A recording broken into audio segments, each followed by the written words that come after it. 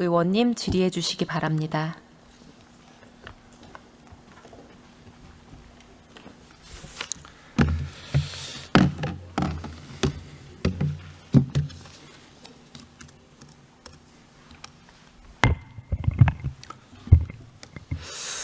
네, 반갑습니다. 울산 남구갑 김상욱 의원입니다.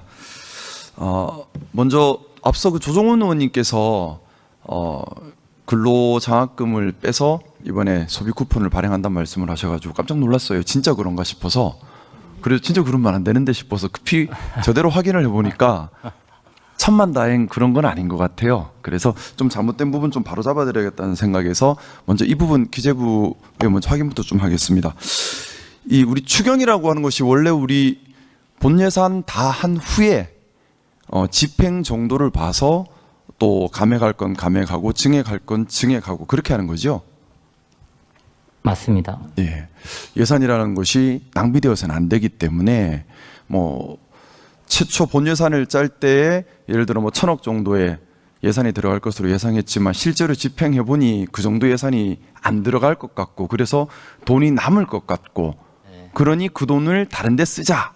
그런 추경인 거잖아요. 그죠?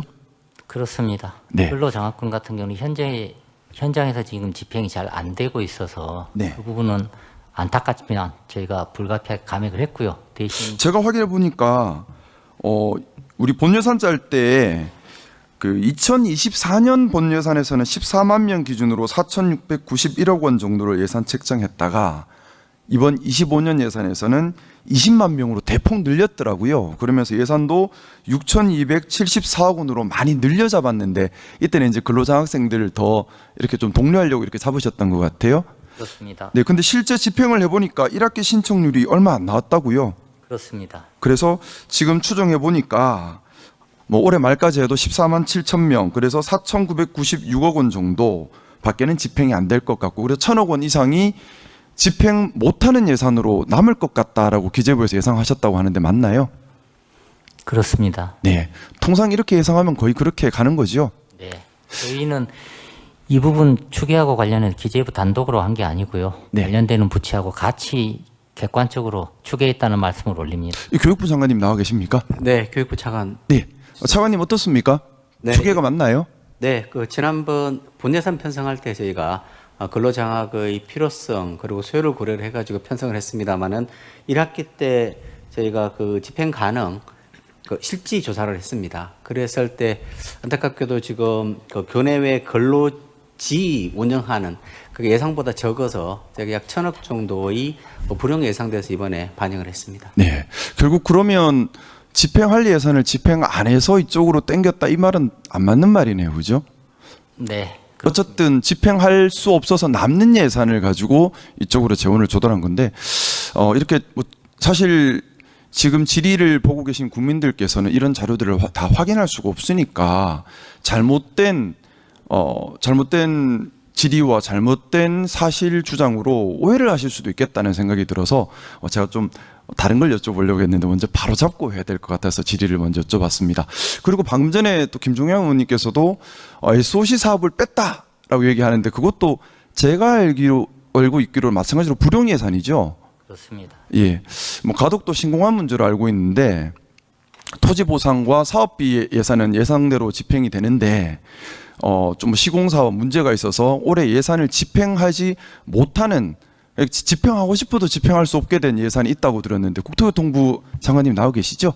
네, 국토부 장관입니다. 예, 그거 집행 못하는 상황인가요? 예, 한 5,200억 정도의 공사비가 네. 올해는 집행이 불가능할 것 같습니다. 그래서 뭐 그 예산은 집행하고 싶어도 집행할 수 없는 예산으로 남았기 때문에 이거를 예산을 이제 쓰자 이렇게 제안이 들어온 거다, 그렇죠? 네, 그렇습니다. 네. 그럼 이 두 가지는 좀 제가 바로 잡은 게 맞죠? 제가 드린 말씀이 틀린 건 없죠? 예, 지금 방금 의원님이 하신 말씀에 대해서 이 방송을 보고 계신 국민들이 현명하게 균형감 있게 판단하실 거라고 봅니다. 네. 뭐 왜곡이 일어나거나 사실과 다른 주장이 일어나거나 또는 국민들께서 오해할 만한 그런 뭐 주장들이 있어서는 안 되겠다는 생각 때문에 한 번 더 바로잡고요. 뭐 저희도 질의할 때 정말 사실에 기반해서 국민들이 오해하시지 않으시도록 질의하도록 더 노력 많이 하겠습니다. 일단 뭐 조정원 의원님과 김종영 의원님께서 말씀하셨던 그 부분은 좀 사실과는 일부 다른 오해 소지가 있을 수 있는 부분인 것 같아서 바로잡았습니다. 소비 쿠폰 관련해서 제가 작년 이맘때였던 것 같습니다. 전 국민 25만 원 지원금에 대해서 반대하는 필리버스터 토론을 7시간 반 동안 했었던 기억이 나요.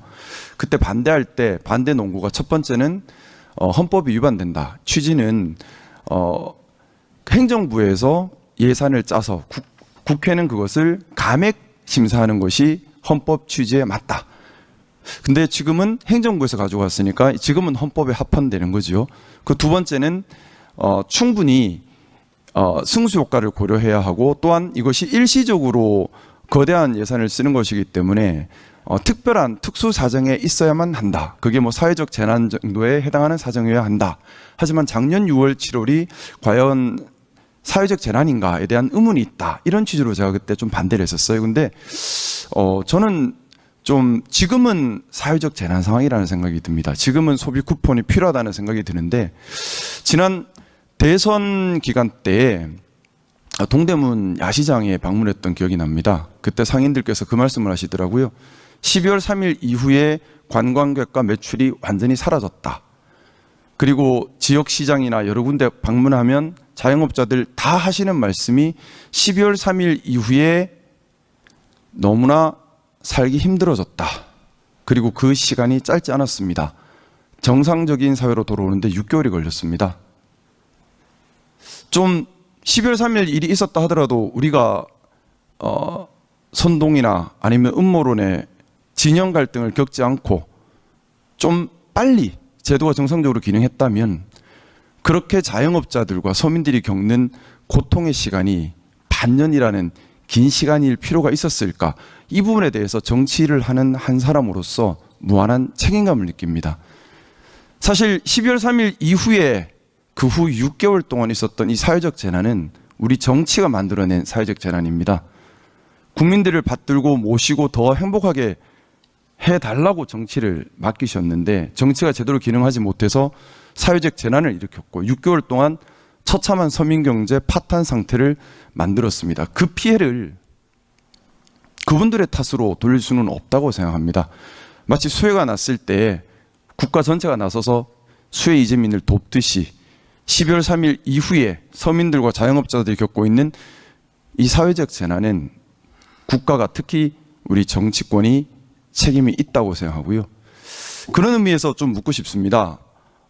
이번에 집회 가는 소비 쿠폰, 뭐 4개월로 시간 제한을 두고 하는 것들이 결국에는 저축을 한다든가 이렇게 쓸 것이 아니라 말 그대로 소비 부향, 우리 내수 경기가 많이 위축돼 있지 않습니까? 그것 때문에 경제 성장률에 대한 전망도 점점 낮아지고 있고요. 특히 서민들이나 아니면 소상공인 자영업자 같은 경우는 한계선에 몰린 지 너무 오래되었습니다. 그래서 급한 수혈의 의미도 있다는 얘기를 들었는데요. 거기에 대해서 기재부에서 충분히 효과 어떻게 하면 올릴 수 있을까에 대한 연구와 기획이 있을 것 같은데 이것이 어떤 효과를 내고 또 어떻게 효과를 내게 하기 위해서 추가적인 기획이 있었는지 설명 좀 들을 수 있을까요? 일단은 의원님께서 지금 말씀을 주신 것처럼 민생회복 소비 쿠폰이라는 게 선언적으로 맞다 틀리다 얘기할 수 없는 거고요. 경제 여건과 같이 봐서 특정의 경제 여건 하에서는 바람직하지 않을 수도 있고 특정의 경제 여건 하에서는 반드시 필요하고 시급해야 될 필요가 있는 사안인데요. 지금 현재 우리가 처해 있는 총량의 문제, 부문명 문제, 그리고 서민과 소상공인이 실제로 경제지표 이상으로 고통과 어려움을 겪고 있는 민생경제 실상 이런 거를 봤을 때 지금 민생회복 소비 쿠폰이 필요한 시점이 아닌가 이렇게 저희는 판단을 했고요. 그리고 이왕이면 신속하게 집행을 해야 되겠다 이렇게 판단을 했습니다. 그래서 효과를 높여야 되겠다 이런 측면에서 저희가 두 가지를 했는데요. 이게 뭐 소득 수준에 맞춰서 맞춤형으로 지원을 해야 되겠다. 왜? 여기 계층별로 소비에 실제로 투입되는 효과가 다르니까요. 이런 측면이 하나 있고 가급적이면은 하루라도 빨리 여기 지급해서 현장의 고통을 속도감 있게 완화해야 되겠다. 그런 측면에서 조기 집행할 수 있는 거는 조기 집행하고 맞춤형 때문에 시간이 걸리는 부분은 또 차후에 집행하는 걸로 그렇게 1, 2차 나눠서 집행하는 걸로 민생 회복 소비 쿠폰을 설계를 할 때 두 가지 점을 고려해서 설계를 했습니다. 그러니까 이게 복지 수단이 아니라 말 그대로 소비 증진 수단으로 기획을 하신 거죠? 두 가지 효과를 저희는 동시에 기대하고 있고요. 일단은 소비 촉진될 거고요. 그럼 이게 자연스럽게 소상공인과 자영업자 매출로 연계가 될 거고요. 이게 다시 또 뭐 소득으로 연계가 돼서 선순환 효과가 발생하는 두 가지 효과를 동시에 기대하고 있습니다. 네. 귀한 국민들의 세금이 쓰여지는 일이기 때문에 낭비되는 것 없이 정말 승수 효과가 가장 많이 발현될 수 있도록 기획과 또 방식에 세심한 주의를 기울여 주시기를 한 번 더 당부드리겠습니다. 그리고 국토교통부 장관님 나와 계십니까? 네. 좀 여쭤보고 싶은 것이 있는데요. 이번 추경에 보니까 앵커 브릿지, PF 앵커 브릿지 마중론으로 해서 예산이 배정이 되어 있던데요. 네네.